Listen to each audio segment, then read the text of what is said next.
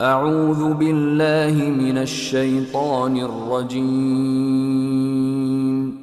بسم الله الرحمن الرحيم. ألف لام ميم. ذلك الكتاب لا ريب فيه هدى للمتقين الذين يؤمنون بالغيب ويقيمون الصلاة ومما رزقناهم ينفقون والذين يؤمنون بما أنزل إليك وما أنزل من قبلك وبالآخرة هم يوقنون أولئك على هدى من ربهم وأولئك هم المفلحون إن الذين كفروا سواء عليهم أأنذرتهم أم لم تنذرهم لا يؤمنون ختم الله على قلوبهم وعلى سمعهم وعلى أبصارهم غشاوة ولهم عذاب عظيم. Surah Al-Baqarah, the longest surah in the Quran, named after the story of the cow mentioned later within it.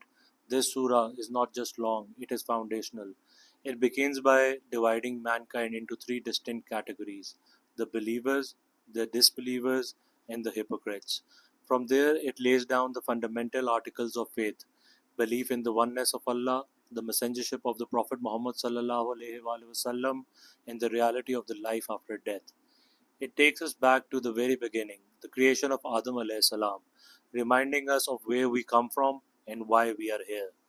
Then it turns towards the children of Israel, inviting the Jews towards Islam by recounting the countless favors Allah bestowed upon them and how they repeatedly turned away. Through the story of Musa alayhi salam, a pattern of rebellion and ingratitude of the Israelites is exposed. The legacy of Ibrahim alayhi salam is then brought forward, a figure accepted by Jews, Christians, and even the pagans of Arabia, establishing a truth that unites. And throughout this surah, Allah lays down guidance for every aspect of life: worship, family, finance, justice, even peace and war. This is not just a surah to be read, it is a surah that defines how to live. Alif Lam Mim. This is the book about which there is no doubt, a guidance for those conscious of Allah, who believe in the unseen and are steadfast in salah and spend out of what we have provided for them, and who believe in what has been revealed to you and what has been revealed before you, and they have faith in the hereafter. It is these who are guided by their Lord, and it is just these who are successful. Surely for those who have disbelieved, it is all the same whether you warn them or you warn them not. They will not believe. Allah has set a seal upon their hearts and upon their hearing, and over their vision is a veil, and for them awaits a mighty punishment. These isolated letters at the beginning of the surah are known as Al-Huruf al-Muqtat. Their exact meaning is known only to Allah. They are from the divine mysteries of the Quran, and since no practical guidance depends on them, our lack of knowledge does not have any adverse effect on our faith or practice. In the second ayah, the Quran is not introduced as a book, but rather the book. This is the very book foretold in earlier scriptures, a revelation from Allah, free from all doubt, perfect, certain, unquestionable. It is flawless, and more than that, it is a guide, a map to the straight path for those who have taqwa, those who live with the awareness of Allah, with humility, and with a willingness to submit to the truth. The surah then divides humanity into three groups: the believers, the disbelievers, and the hypocrites. First, it describes the people of taqwa, the believers, from the third ayat. They believe in the unseen, ghaib. Ghaib is a term the Quran returns to often. It refers to the realities beyond human perception, things that cannot be sensed or seen, yet are absolutely real. Allah, the angels, the hereafter, and more. There is a powerful reflection from Confucius that captures this idea well. There is nothing more real than what cannot be seen, and nothing more certain than what cannot be heard. The deepest truths aren't physical, they are understood inwardly, not observed outwardly. The unseen spiritual or emotional world holds greater, more enduring certainty than the transient, superficial physical world. This belief is the foundation, because without accepting what lies beyond the senses, true faith cannot exist. They establish Salah, not just perform it, but uphold it, consistently with discipline and sincerity. And from what Allah has given them, they spend, not selfishly but with purpose, in His way. Although the word spend is broad, the Quran most often uses it in the sense of charitable giving, including the obligatory alms known as zakah in the Sharia. It is a balance, devotion to Allah through Salah and responsibility towards other through giving.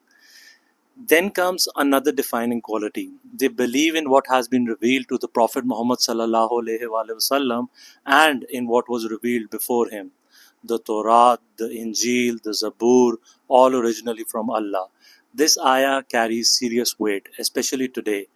A common claim is that earlier scriptures have no relevance anymore.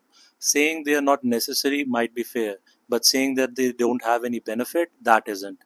As it is stated here, right at the beginning of the Quran, belief isn't limited to one revelation. It explicitly includes those that came before. The same point is reinforced again in Surah An-Nisa, Ayat 136. But this needs to be understood properly. Belief in those books means affirming that whatever was originally revealed in those books was the truth. The Quran itself states that alterations were made by many Jews and Christians. For reference, you can see Surah An-Nisa, Ayat 46 and Surah Al-Ma'idah, Ayat 13. Therefore, accepting them in their present form without discernment is not correct. The balanced approach is straightforward. Keep the Quran as the primary authority. Anything from earlier scriptures that aligns with the Quran and authentic hadith can be considered supportive, not foundational. And yes, there is value there. They can offer historical context, additional detail, and insight. For example, helping map out the chronological sequence of the Prophet ﷺ. The ayah then closes by emphasizing belief in the hereafter. That's non-negotiable. Without accountability, faith becomes hollow. The awareness that every action will be judged is what keeps a person grounded and aligned on the straight path. These are the people described in the fifth ayah. They are upon true guidance from their Lord. Their path is clear, their direction is firm, and they are the successful ones, the ones who will prosper in this world and in the hereafter. After introducing the Holy Quran as a book of guidance, the preceding ayats describe the characteristics of those who accept and follow it, the believers. The next two ayats, 6 and 7, then shift focus to those who openly reject this guidance, identifying them as kafir, disbelievers. Ayah 6 draws a clear contrast. Those who choose to disbelieve, persisting in rejecting the truth, remain unmoved by warnings. Whether the Prophet conveys the message to them or not makes no difference, because their rejection does not stem from a lack of evidence, as it is the result of stubbornness. And then comes a powerful image. Their hearts are sealed, their hearing is sealed, and over their eyes is a covering. But this is not injustice. Ayah 7 becomes clearer when we look at another verse in the Quran, Surah Al-Mutaffifin, Ayat 14, and I quote, "No, but that which they used to commit has covered their hearts with rust." This makes it clear that their condition is the result of their own arrogance and persistent wrongdoing. These deeds that they have committed have laid their hearts with rust. In the present ayah, that same rust is described as a seal or a covering. So the idea that they are forced into disbelief doesn't hold. The sealing is not arbitrary, it is the consequence of their own choices. By repeatedly embracing arrogance and turning away from the truth, they gradually destroyed their ability to recognize it. They chose to turn away, again and again, until they no longer could see. So Allah sealed what they themselves had already closed. These opening ayats present two clear portraits: the believers, who are grounded in faith, disciplined in worship, and certain of the hereafter, guided and destined for success, and then the disbelievers, hardened by arrogance, blind to the truth and bound for punishment. But there is a third group, a more gentle, more dangerous group, the hypocrites. And that we will explore in the next video from ayats 8 to 20. Thank you for watching. If you have any questions or reflections, feel free to share them in the comments. I will respond where I can based on what is understood from the Quran and authentic hadith.